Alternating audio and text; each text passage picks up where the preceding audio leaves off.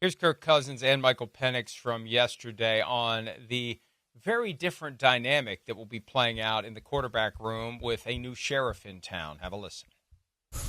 Talked to Mike last night and just let him know I'd be in his corner and supporting him and trying to help him any way I can. And, the quarterback room, just, when I'm playing, it's a working force, to help us all. And it's the same now. That doesn't change.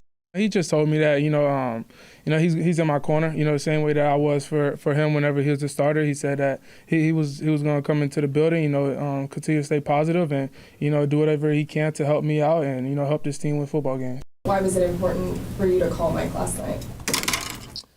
I like to shoot elephants in the room, so I just wanted to shoot one.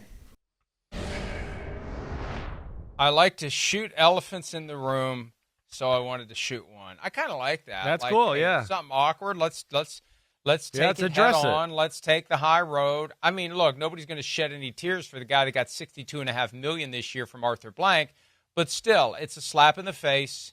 It's a vote of no confidence, and it's possibly the first step in what will ultimately be the end of his career. The more I think about it, as we discussed yesterday, won't waive the no-trade clause, will get cut, will go play for someone next year for the minimum. He'll get a chance, and we'll see how it goes. He'll get a chance to show that this year doesn't mean it's over.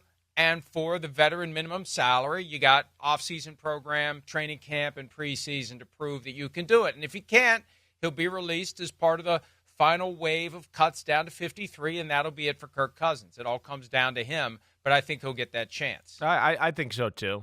Somehow, some way, there's going to be somebody out there. And Kirk Cousins, to what he said there, I know he's going to help Michael Penix out. First off, he's a good guy. He really is. He's phenomenal that way. I think the second thing is, too, in the NFL, it's on yourself. He had his chance. It didn't work. So he knows that. And that's like, okay, now it's his turn. He's going to be supportive of the young guy. He understands how hard that is. But, that's the other part of it, too.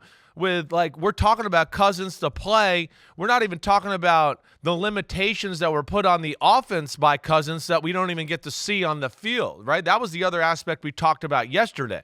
And that's what I'm excited to see this week is Zach Robinson go, wait, I got a few of these plays that I like that I haven't been able to do for my Matthew Stafford, right, Sean McVay time where Cooper Kupp goes deep and Puka Nacua fakes the cross and runs a deep out along with that. And now he's going to be able to do that type of stuff. So the offense could open up as far as field defending. But, the other thing that jumps out with, I'll leave it at that. But we'll see. And I expect them to be more down the field with Michael Penix here at quarterback. The betting line went from Falcons -10 to Falcons -8.5 once the change was made. And part of it is somebody sees value there. The Falcons will probably still win, but it might not be as easy because you got a guy who hasn't played and hasn't been prepared to play, and they have a lot of work to do to get him ready. And the Giants are still a card-carrying member of the National Football League. Hi, it's Mike Florio. Thanks for watching PFT on YouTube. Hit subscribe for the latest news and analysis from Pro Football Talk.